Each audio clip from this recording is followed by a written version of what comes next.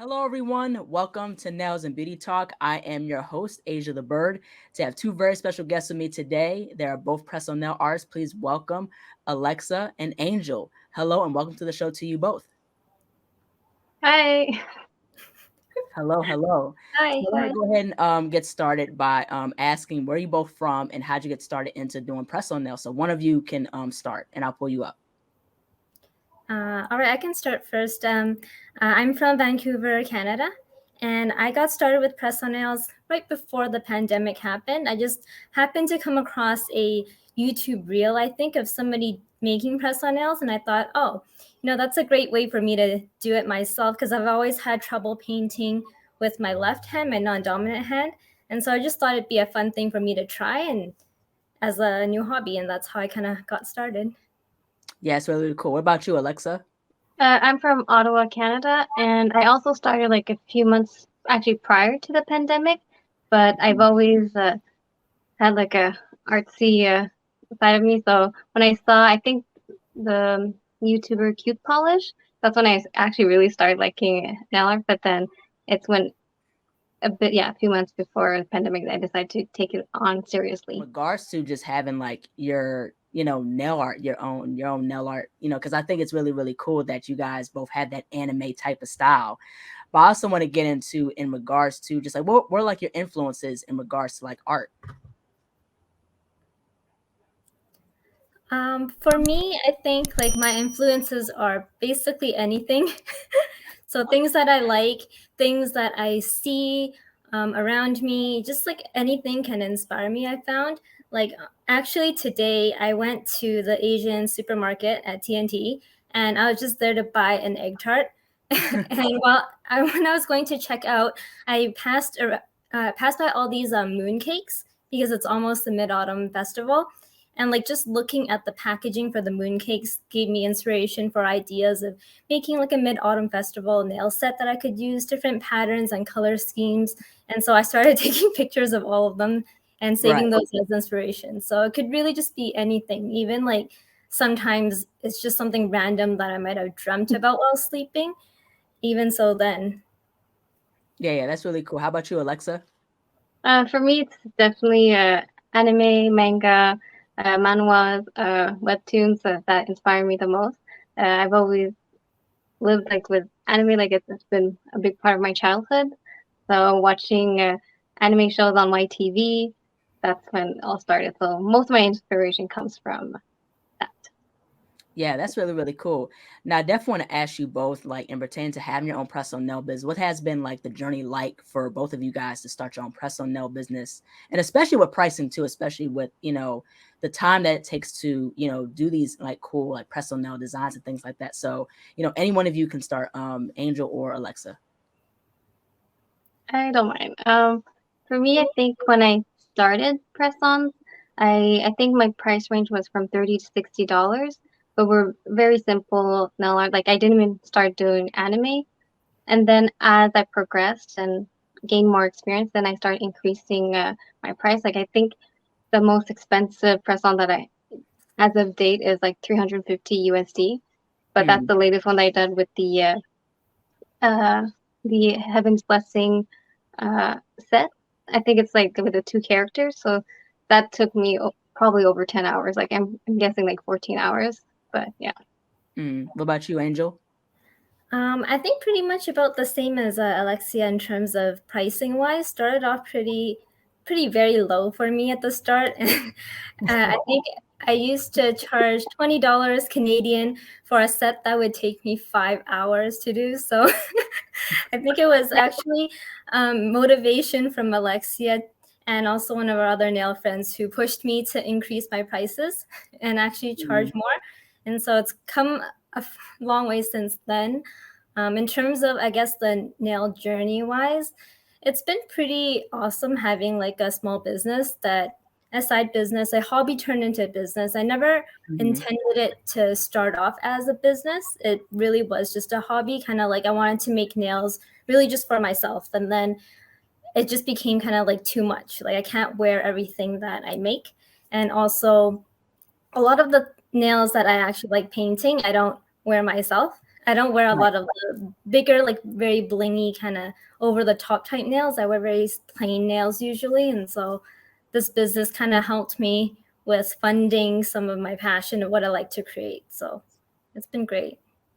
Yeah, that's absolutely really, really cool. Yeah, I was kind of the same way too, where when I first started, selling press-ons, like I would charge like 40, $50, but you have to understand like you want to charge higher because, like how I said before in previous interviews, when I interview people, especially like when it comes on to nail services or like we're just press-on nails by itself. Because I think as much as it's just as much of an art form as anything else. I Mm-hmm. think, pricing what you're worth is very, very important. And that's something that I think a lot of us understand more as we go along with starting a business, and that's something that even I understood. So that's the thing. So it's okay Mm-hmm. to really price at over $100 or $200. If we look at, like, for example, Ball Pit Nails, her name is Maddox, and she does like these cool, really, really detailed, cartoon character style, press on nails. Yeah. They'll charge 100, 200, $300 for a whole set. So people Mm-hmm. got to understand and consider, and especially we have to consider our worth and our value, and plus the time that goes into it. Yeah. Exactly. And also, I think people need to understand that press-on nails, you can actually reuse them if you really take care of them, versus like if you go to a salon, it only lasts like up to 4 weeks. But these press-ons, you reuse them at as many times as you want. Like the first one that I created like 2 years ago, they're still intact and good. So Right. there's also that people should realize.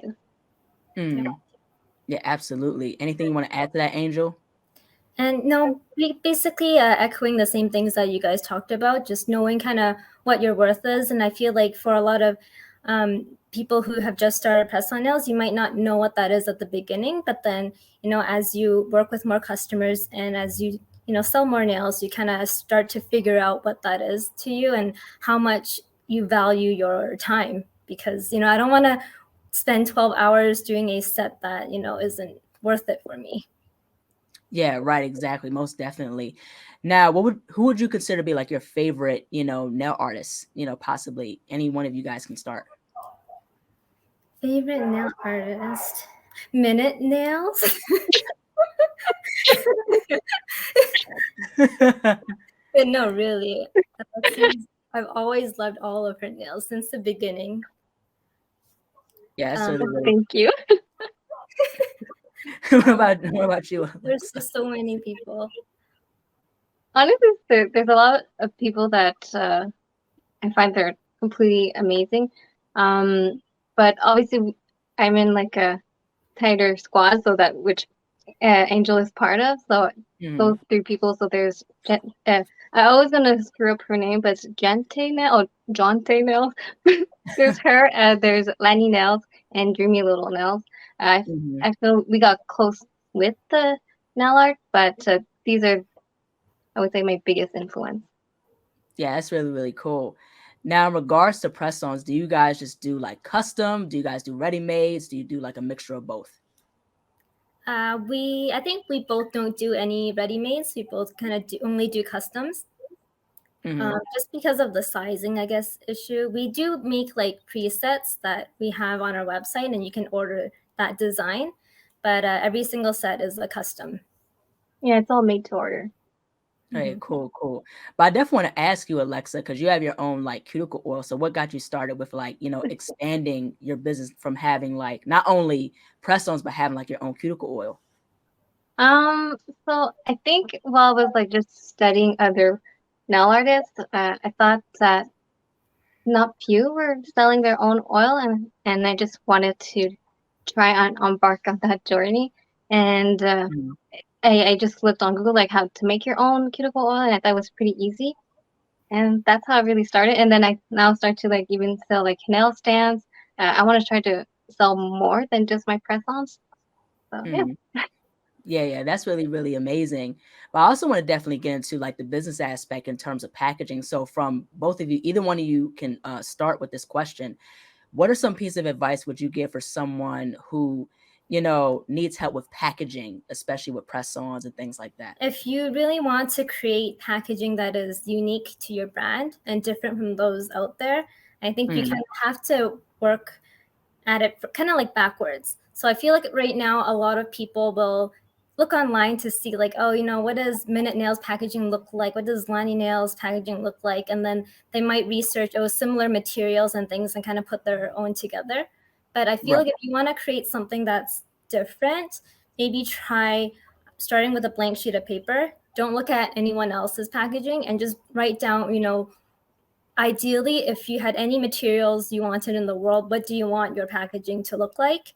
What are some things that you want, features, I guess, that are important to you in the packaging that you want? For example, for me, back when I created my box packaging, the Dreamy box, there weren't a lot of people, I feel like, that I saw used clear box lids. And that was a big thing for me. I kind of wanted a clear box so when people are storing my nails in the box, they can still see what design it is. And so that was a big thing for me. A second thing for me was also like being able to fit more than one set. If somebody orders 2 sets, I can put 2 sets into my box and it'll still look really nice. And the third thing for me was that I wanted all my nail prep kits and everything to also be in that same box package. And so those were sort of like my main 3 things. And I kind of worked off of that to then research materials and find ways to put it all together. Anything you want to add to that, Alexa? No, honestly, not much. Other than I think when I started, as I progressed, I invested with the cutting machine. If you really want to customize your packaging yourself, because sometimes if you go with like let's say Vista Print or other big company that can just print your cards, if you want like a special cut or you want something really specific, I think it's good to have a cutting machine because you can really open up like your design. Like represent yourself, like express yourself like much more easily versus I find you're stuck with Vistaprint, you're just stuck with a certain pattern. So I also use a cutting machine like Alexia. And I think another thing is it lets you really customize things for like special customers or clients. For me, it was making bridesmaids boxes for my bridesmaids. When I asked them to be my bridesmaid, I had my divider kind of fold on with the question, like, will you be my bridesmaid, as a gift to them. This is like Minutes packaging, her Lunar New Year one for a set that she made for me. So like, you can't really do cool stuff like this for like just special orders. Thanks for promoting me, Angel.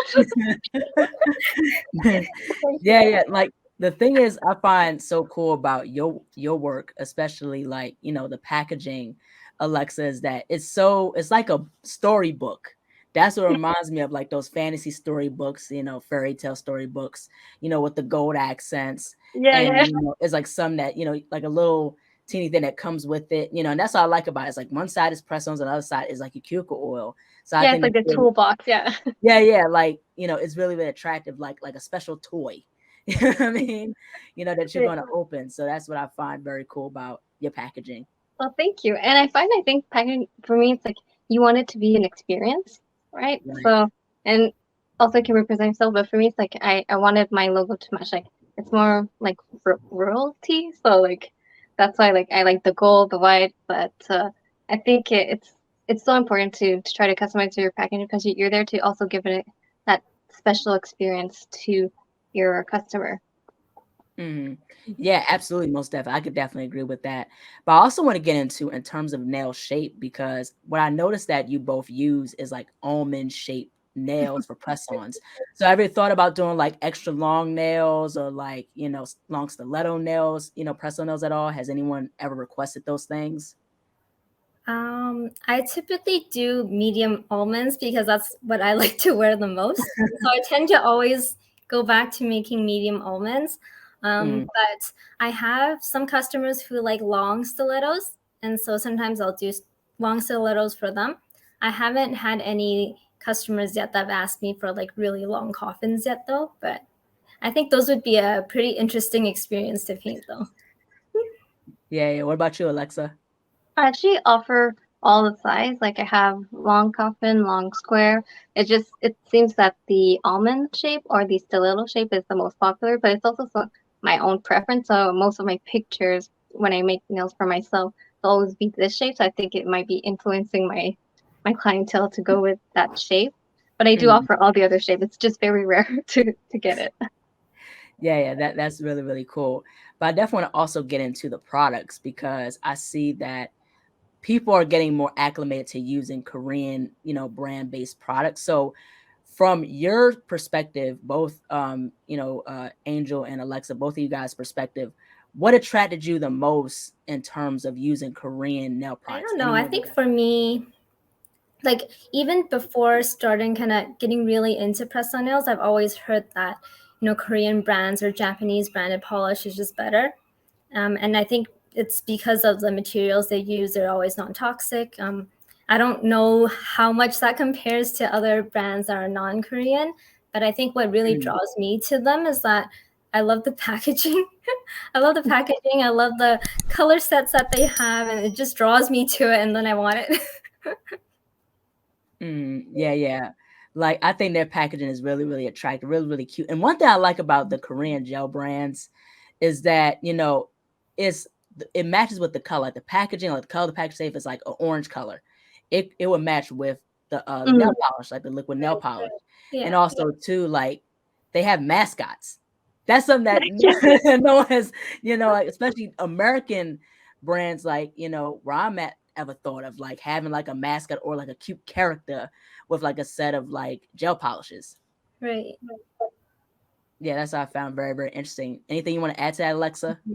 I think it's also because I Korean and like Japanese nail art, they're really advanced. Like Japan and Korea, they're so advanced in it now. I think it's crazy how advanced they are versus America. So I think their brand of nail polish will be even superior because of like how advanced they've been in that industry, and obviously at the end, their packaging like will sell me. Like I'm all about packaging, so if it's cute, I will buy it. Regardless. Yeah, right. And one thing I like too is that they understand the market, like of what women like, Mhm. because we like us when we like cute, adorable stuff, you know what I Mhm. mean, like cute animals, and they're gonna put on the packaging. And the Yeah. thing is too, we like bright colors, and that's another thing too. So I Mhm. think what Japanese and Koreans have down pat, especially and if you look at their culture, they're into that, like kawaii cute, especially in Japan, Mhm. like, cute Yeah. characters, Sure. with cartoons like Kuro Gunsu and Yeah. anime like how you both do in your nail art. They understand that market of just like promoting that like the adorableness of like a cute animal and making it like the Exactly. mascot of like like I said before, like Korean Yeah. packaging. Yeah. So that's what I find very. Exactly. Even in their promotional items, the nail designs they do for show are like similar to ones that we might want to do or we would want to do, and so it just appeals to us. Yeah, exactly. That's like with the new nail product that came out. I don't know if it's new or not, but it's the Ponty Jello Universe. Yes. The potted gels. I think you both you guys both have it. They come with 110 colors and it has Mm-hmm. the cute anime character with the Yes, rainbow, the exactly. pastel colors. Yeah. So what they have down packaged just, the colors attract the eye, Mhm. and that's what sparks people's interest. So I definitely want to go ahead and ask you both, like, what is like your favorite like nail products to use when doing press-ons? Nail products. If it's like gel polishes, my favorite has been like pastel syrup gels. I've just been using them nonstop ever since I got the the candy ones, these ones from Mm-hmm. nail supply. They're just so easy to use. They level so fast. They blend so easily. It's just like have been, I don't know, my favorite. I feel like if you look at my past few like nail sets and everything, you'll see that it's all syrup gels. Yeah, it's really, I mean, really they make easy ombre, right? Yes. Yeah, I find that very interesting. But also too, Angel, I want to go ahead and ask because Mhm. behind you, you have the tiny gels. Yes. So what is it like using those? These ones are also syrups. Oh, They're those are also really, syrup really gels. cool. They're also pastel syrups. These are actually the ones that I've used for my whole Sailor Moon and Sanrio collection, artist Hmm. choice sets. So each color I've been kind of doing one for each Sailor Scout. And there's syrup gels that are a bit brighter than the typical pastel ones. But yeah, still syrup gels nonetheless. They're great. That's really, really amazing. What about you, Alexa? I think my favorite still is the D-gel full painting set. So it's like these ones. I find they're really opaque. They're really great for character painting. I Since I've just got the ponytail, like I can't really tell like how much I like it. I've used it for like one of the set, which I absolutely love. But ponytail has like different texture, different types of gel. Like it can be like they have the jelly one, they have like a more opaque one, versus the D gel. Like I bought them because I knew they were opaque. So, Mhm. but so that's why I'm still a fan of the D gel. Mhm. Yeah, that's really cool. Because the thing is, I'm glad. The good thing is, potted gels are still in.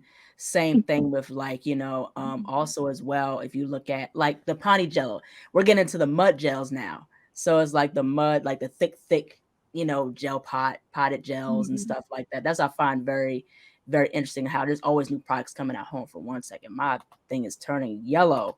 I have my my nightlight is on. Okay, I turned that off. Okay, so but yeah, but it's really cool of how like there's so many new products coming out, and it's so innovative. Like also to like the chrome powders, the Oh yeah, gold powders coming out, that's still the trend. People are doing like more now that's more conceptualized, getting to the kawaii, very cute anime nail designs, like how you both are doing. So it's really, really cool. It's getting so more advanced and advanced and advanced. Mhm. Yeah, Very so cool. that's what I find very, very cool.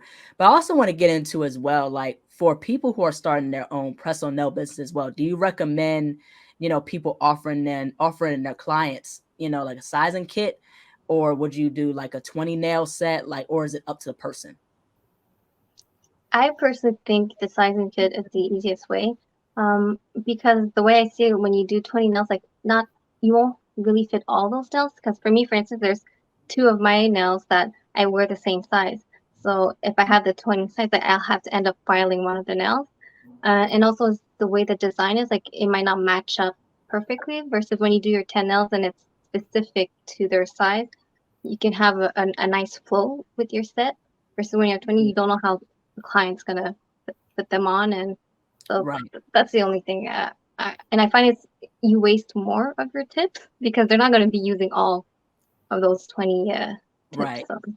Mhm. Yeah, yeah, most definitely. Anything you want to add to that, Angel? No, basically the same thing. Like before I started my business, I wondered about that too. And so I kind of got a bunch of my girlfriends here to size all their nails just because I just wanted to see like what are people's nail sizes generally? What do they look like? And, two of my friends have index, middle, and ring fingers are all the same on both hands. So for one of them, I'd be using six size sevens. The other one would be like six size sixes. So, in a 20-piece nail set, that'll never work out. I'd never be able to guess that for someone. I've also attempted filing down sizes to see how far I can file down from a bigger size. And I feel like when you get past filing down one size, it just doesn't really work anymore. The curvature of the nail just doesn't seem to fit very well. And so you Right. can't really file down two sizes, I think, one size at most. And that's why I've Mm. only ever offered sizing kits. Mhm. Yeah, yeah, absolutely. I think that really does make sense because instead of giving them like a whole set of 20, Mhm. like how you said before, they're not going to use all of them. I mean, they might, but Who knows? yeah, who knows? You know what I mean? But yeah, that totally makes sense. Is use like 10 based Yeah. on all 10 fingers and things like that. Mhm. So it makes it easy that they're going to use all of them instead of like you put all this hard work in and you just waste all of them. And Mhm. like I feel like I've seen shops before that would say like, if you have 20 nails and you lose some, you'll still have extras, right? But then it's kind of like not true because they won't fit you. Yeah, yeah, exactly. Most definitely. Now, where do you both get your nail tips? Do you get it like are they a pre-gel? Like, where do you get your nail tips? Like Amazon? Where do you get your nail tips from usually? I use Gel X tips from Après, so Mm. I really like their Gel X tips. So those are the main ones that I use. Yeah. What Um, about my you, Angel? my tips are most of my tips are by McCart, Hmm. and so they're on Amazon. I think you can get them through AliExpress as well, or directly through their site. Mm. Cool, cool. But I also want to get into within the whole press on nail side of the nail industry, like it's growing, it's getting really popular. A lot of people are doing press ons.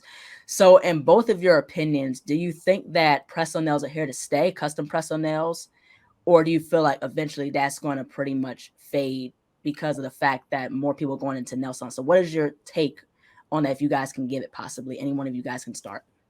I think that they're definitely here to stay. So I've never seen kind of like press-on people and nail salon people as like mutually exclusive. I feel like you could do both. Like Right. sometimes if you don't want to go into the salon and sit for a long time, you can get press-on nails, or you might have press-on nails for days where you're in between manicures or you're taking a break. Or if you just want to wear something extra extravagant for like a night out, a special night out. And so I feel like there's so many uses for press-on nails. They're so versatile that I just don't see it actually ever going away. What about you, Alexa? Yeah, I completely agree with Angel, and I think it's just Preston's like it's just like you see it as a jewelry piece, right? So I don't see it ever phasing out. It's just another accessory that you can put on yourself to express yourself. So I'd be very surprised if it completely faded out. Yeah. And we also get customers sometimes who, for example, if they work in the healthcare industry or they are a masseuse and for their day jobs, they can't have a manicure, they can't get their nails done. And a lot of these people will buy press-on nails because then at least for, the evening night out or the weekends, they can have nails on. Yeah, right. Most definitely. I could definitely agree with you both. I don't see press on nails ever going away. I think we're in a day and age now where people are getting more interested in the bespoke custom press on nails than it is with like the store bought ones. I mean, some people buy the store bought ones, but it's like I think the thing what's so unique about custom press ons, it's pretty much about the person. This is exclusively for you, and that's something that people are attracted to the most. Yes. Yeah, so I find that very, very, very absolutely cool. I think I find that better than the store bought, Yeah. Sometimes sometimes I feel like, how sometimes people say like, oh, when you book a nail salon appointment for like 2 or 3 hours, you can't expect them to do, Instagram nails, right? Because like those take way longer, or it might be something like super complicated.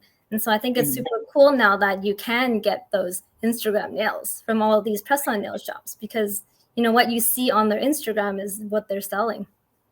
Yeah, absolutely. Anything you want to add to that, Alexa? Oh, just like you're wearing like actual art pieces on your nails, so it's pretty cool. You can just flaunt around with like artwork. Yeah, absolutely. Yeah. But I definitely want to, ask you both, like, how do you both balance, everyday life and being a press-on nail artist? I think it's still a bit of a work in progress in terms of balancing. I mean, all things, it's like it's been interesting. Like now that, we're kind of out of the pandemic, when things sort of start to get back to normal, I got so much busier with my personal life. Like I still work full time and sometimes overtime for my day job. And then after that, like every week, I like to, have dinner with my family. I like to see my friends if possible at some point. And then I've also been playing volleyball or sports with my friends a couple times a week, which, I also don't want to give up exercising because I used to never exercise. So it's been a good change for me since COVID. And that all takes so much time. And basically all of the rest of my time outside of those things is nails. And so that's sort of what it's been like for me in terms of, I guess, things that I feel like I've given up since starting nails would probably be like watching TV, reading manga, and gaming. So I don't really do those things much anymore. Okay, what about you, Alexa? It's still a work in progress. I also have a day job, but it's been easier during the pandemic because when I would be done work, then I would have like let's say an hour to myself, like just and then I would work from like 5 to 11 p.m. on nails. But now I'm slowly getting back into the office. I think that's gonna change a lot of my time. But just like Angel, I the only sacrifice I've done, like I've given up gaming, reading manga. I still watch anime, but now I watch more dubbed anime so I can watch it while I'm doing nail art. But Yeah. That's a good way to do it. Yeah. Yeah, most definitely. But what are some pieces of advice you would give for people who are first starting out with their press on nail business, like how to also like as well as like marketing, their press ons, like what's some advice you can give for people who are just starting to get into press ons? It's a difficult question. I think at first would just be take the leap. Honestly, I think the best marketing is actually TikTok. When I started TikTok, I never thought it would like some of my videos would blow up, but that really has increased my following on Instagram thanks to TikTok. So I would say start a TikTok and film everything, even like just a little behind the scene of like doing your packaging or just doing your nail or just putting the nails on the card. Even those little videos, like they might blow up, who knows? But I think filming everything that you do will give you content, like easy content. Everything So is yeah, content. You never know what will blow up. literally. TikTok has been harder for me. But Okay. I remember for the longest time, my best TikTok video was the shortest video that took me like 5 minutes to film. It was just me putting together a sizing kit. And that was my best video for so long, despite all the nice ones that I do. It was a sizing kit one that I did in like 5 minutes. But Instagram's really good with you. Instagram has been, yeah, Reels has been a lot better to me. I think like one advice I would give for people who are just starting out is to create nails that you really like. I think when you make something that you really like and you're really passionate about, it turns out like a lot nicer because you're just so like motivated by making it. And for us, I feel like it's kind of like the anime nails, things Mm-hmm. that like we're passionate about. I remember at the very beginning when I first started, I thought like, oh, there's all these like different nail trends out there. Like maybe I should kind of hop onto every single trend and just like, try to ride along the trend and see if people like my nails that way. But then sometimes I don't even like those trends myself. And so I Right. found that I found that when I started making a lot of the things that I liked, I start attracting customers who have similar interests as me. So it's kind of like, maybe we like the same things, my customers and me, right? And so I think that helped me grow my customer base and kind of tailor it to the right group of people. Yeah, Yeah, that's a good absolutely. point. Yeah, I definitely agree because, like you do have a point, Angel, that there's so many trends out there. You know, you're not going to be able to take on every trend. That's not realistic. Mm-hmm. And the thing is that when you stick to your own style, people can engage with you, can engage with you more and are attracted to your work more when it's authentically you and authentically yours. And people will be like, hey, Mm-hmm. I have nails like those. You know what I mean? So definitely that's really the thing. And plus, too, with social media, it's really hard to kind of keep up to a certain degree.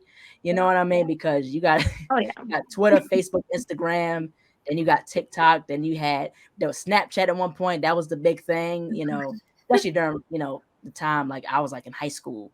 You know what I mean? Everybody was on Snapchat. You know what I Oh mean? yeah. So the thing is that, it can be hard to upkeep with different social media platforms, but also because it can be like the algorithm too. The algorithm can be flip floppy. Yeah, you never know. Mm-hmm. So yeah, but most definitely, but also too, I think another thing too with having any business or if you have artwork is also having your own website. I think that's something that's important too, to have like your work and also have your products and things like that at Etsy and Mm-hmm. things like that. So that's another thing too that people, I think people should know. Mm-hmm. Yeah, for sure. Yeah, absolutely. Now, I definitely want to go ahead and really ask this one last question, final question. Where can people find you both on social media and how can people support your work? Anyone can start. Yeah. I guess for me, it's mostly Instagram and also TikTok. Maybe you can help with my TikTok. Both sides, it's Dreamy Little Nails. I also do have a Facebook page. It's not very active, but I don't really use it much, but mostly Instagram and TikTok for me. All right, what about you, Alexa? Yeah, you can find me on Instagram and TikTok, Minute Nails. All right, cool. Well, thank you so much to you both for jumping onto the show. Both of your work is absolutely great. I love the packaging, Thank Alexa. you. It's really cool. I love your work also too, Angel, what you're Thank you. doing. Thank you so much. I've had a fun time. Thank you. Thank you Thank you so much. for It was inviting so us. fun to talk to you. Thank you. Bye-bye. Bye. Hello everyone, thank you so much for watching. Please like, comment, share, and subscribe to the channel. Be sure to click the bell for notifications. Also follow me on my social media platforms and visit my website, ASIATHABIRD.com, and be on the lookout for more interviews to come very soon. Take care and stay beautiful.